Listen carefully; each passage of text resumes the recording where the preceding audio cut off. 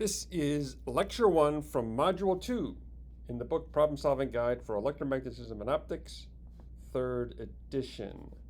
Fields from charge distributions. In the first module, we considered only point charges. The charges were at a point in space. In this module, we're going to consider distribution of charges. For example, a long wire with uniform charge density, uniform positive charge density, or a charged plate. And so here's a wire. We want to know the field a distance a away. What's the field at this point in space, a distance a away from a long charged wire? We only have one move so far, and that move is E is kq over r squared. The field produced by a point charge a distance r away. We don't have a point charge here, it's a charged wire. How do we get the field from a wire if the only thing we have is an equation for a point charge? Well, we can say the wire is just a bunch of point charges in a line. So we can approximate the wire with a bunch of point charges like that. So if the charge density is, for example, 2 nanocoulombs per centimeter, we can put 2 nanocoulombs point charges every centimeter. And we know how to get the field a distance r away from a point charge q. And we can calculate it, and we can draw these vectors.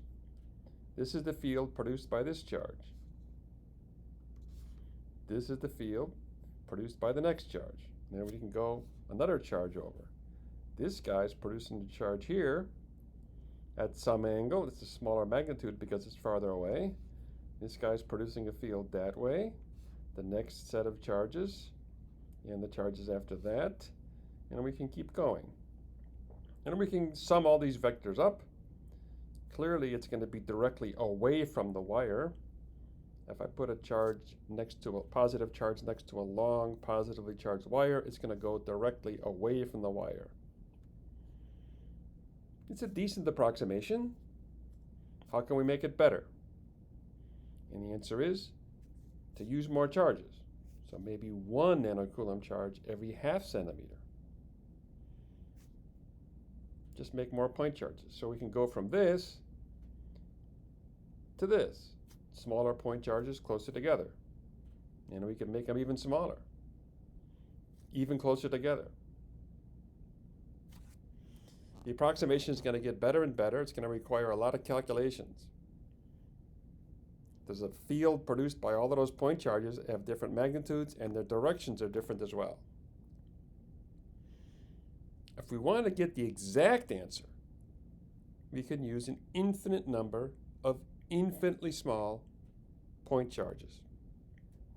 We can call each charge magnitude dq, and the dq will occupy an infinitesimally small section of the wire, and we'll call that section dx, the length of the wire that dq is on. Now we're back to the continuous wire, because we have an infinite number of charges that are infinitely far apart, infinitesimally far apart. So now we're back to the charged wire. An infinite number of infinitely small point charges. That's what a charged wire is.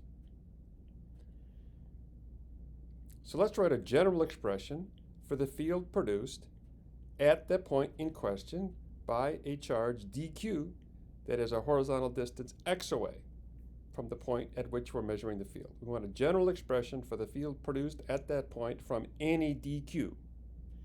So here's our dq. Just put it at a random place on the wire. The length of that charge dq is dx. This charge makes a field dE in this direction. The horizontal distance away is x. The distance from dq to the point in question is r, and of course we can get r with the Pythagorean theorem. So the electric field at this point is the vector sum of all of these little dE's produced by each of the dq's. And there's an infinite number of dq's, so there's an infinite number of dE's. This is integral calculus. So let's write an expression for the magnitude of dE. What's the length of this vector? We're back to point charges, so now we can use the point charge equation, this general equation. The magnitude of the charge that's producing the field is dq, and it is the square root of a squared plus x squared away. So dE is, we're using this equation, the field is dE, k is the constant, the magnitude of the charge is dq, the distance is the square root of a squared plus x squared, but we're squaring it, so it's a squared plus x squared. That's how long the vector dE is.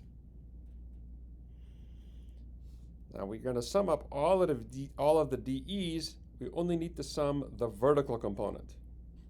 We know that for every dq on the right side, there's going to be a dq on the left side. So all of the horizontal components are going to cancel out. The only thing we have to add is the vertical component of the dE's. So it's the sine of this angle. It's the magnitude of the vector, dE, times sine theta, and that's dE sub y, dE vertical. Sine theta is opposite over hypotenuse. The hypotenuse is the square root of a squared plus x squared. The opposite is a, so we can put the theta in terms of a and x. Our expression for dE sub y is now this. There's the sine theta right there. There's how big dE is, and that's the vertical component of it. The integration variable is q. We have dq here. We would love to have dx because our variable is x. A is a constant. A is the distance away from the wire at which we're measuring the charge. X is different for all of the dq's on the wire. So we can relate them through the charge per unit length on the wire, some constant that we'll call lambda. An example of lambda is 2 nanocoulombs per centimeter. Charge density, linear charge density, charge per unit length, coulombs per mile, whatever you want. The density is the total charge, big Q, divided by the total length. And since the density is constant, it's any Q divided by any length. So the density is dQ over dx. And we can write it like this. dQ is the charge density times the dx. The charge on a piece of wire is the charge density times the length that you have. So now we can put in lambda dx for dq. Now, let's clean it up a bit. K, A, lambda, dx, and we're going to integrate this. If we sum up all the dE sub y's, we get E sub y. Now we have to integrate this side. And you know what you do? You look it up. Nobody does integrals anymore. We can look it up, and we're going to go from minus infinity to infinity because it's a long wire.